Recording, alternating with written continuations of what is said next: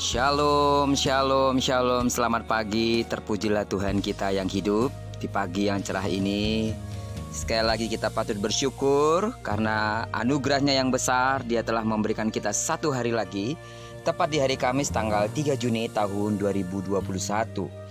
Doa saya di sepanjang bulan Juni ini dan secara khusus hari ini, segala pengalaman dan pergumulan yang kita hadapi akan semakin memurnikan dan mendewasakan iman kita, dan kita semakin menikmati kebersamaan dengan Tuhan.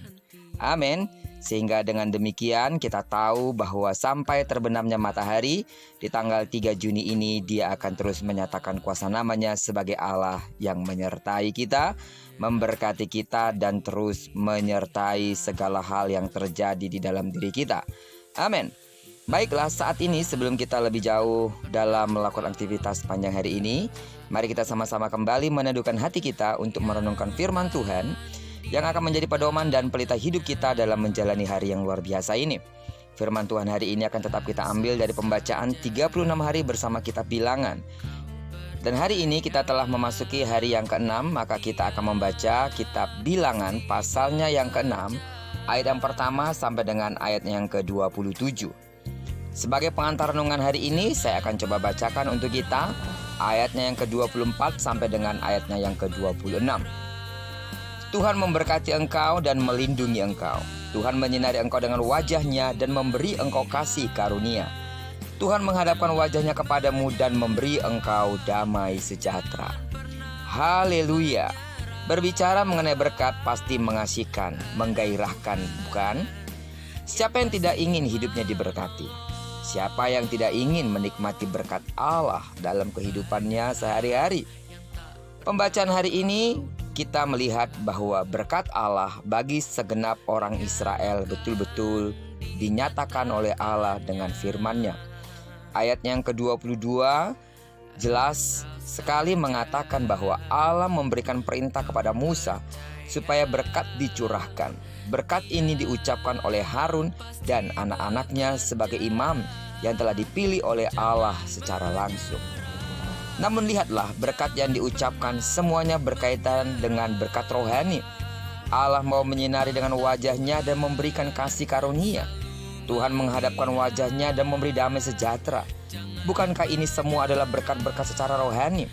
Dan inilah sebenarnya berkat yang dapat kita mintakan kepada Allah.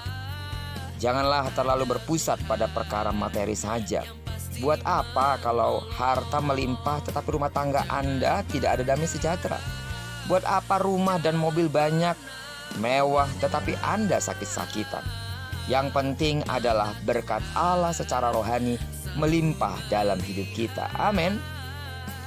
Doa-doa yang kita naikkan selama ini hanyalah mungkin berpusat pada materi saja. Jangan salah mengerti. Saudara boleh saja meminta perkara materi, sebab Allah memang menyediakannya buat saudara. Tetapi yang penting adalah perkara rohani. Alkitab sendiri berkata, karena itu, kalau kamu dibangkitkan bersama dengan Kristus, carilah perkara yang di atas, di mana Kristus ada, duduk di sebelah kanan Allah. Pikirkanlah perkara yang di atas, bukan yang di bumi. Sebab kamu telah mati dan hidupmu tersembunyi bersama dengan Kristus di dalam Allah.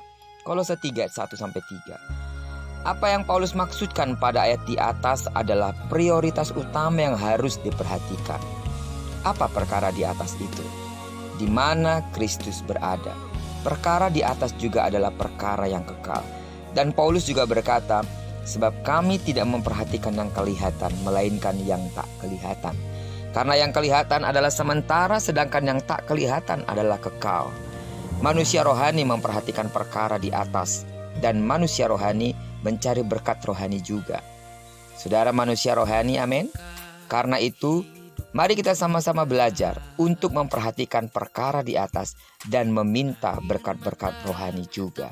Karena kalau sudah hal yang di atas menjadi prioritas kita, maka segala yang di bumi akan mengalir dengan sendirinya, asal saja kita tahu melakukan apa yang harus kita lakukan sebagai anak-anak Allah saat kita bekerja, saat kita berusaha dan melakukan seluruh aktivitas kita.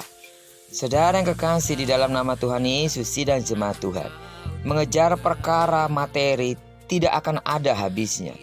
Kalau Anda meminta kepada Allah hanya perkara materi saja, Anda meminta sesuatu yang bukan utama. Yang terutama saat ini buat kita adalah berkat secara rohani. Mintalah kepada Allah berkat-berkat rohani. Percayalah, saat itu telah diberikan, maka berkat jasmani akan menghampiri Anda. Tuhan Yesus memberkati kita. Diberkatilah kita sepanjang hari ini, dan digenapi firman-Nya yang berjanji bahwa apa yang dikerjakan tangan kanan dan tangan kiri kita dibuatnya berhasil.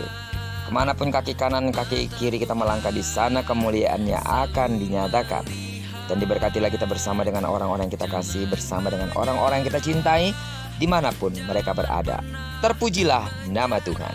Shalom.